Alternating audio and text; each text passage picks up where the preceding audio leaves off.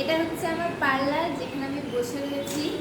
আর এটা যেটা আমার হাতে রয়েছে সেটা হচ্ছে কি আমার প্রথম পার্লারের ইনকাম থেকে কেনা একটা সোনার জিনিস। আমি নিজের যোগ্যতায় পার্লারটা গড়ে তুলেছি।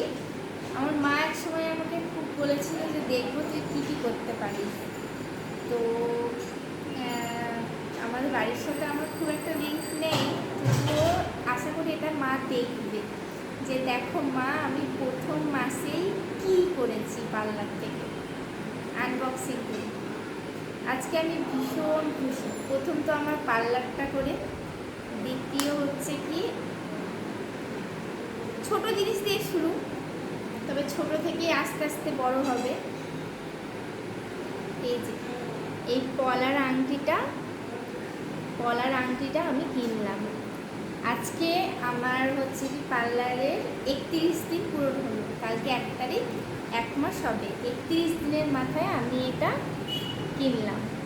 সবাই জানিও যে কেমন লাগছে, আর সবাই একটু প্রে করো আমার জন্য যাতে পার্লারটা আরও ভালোভাবে দাঁড়ায়। টাটা।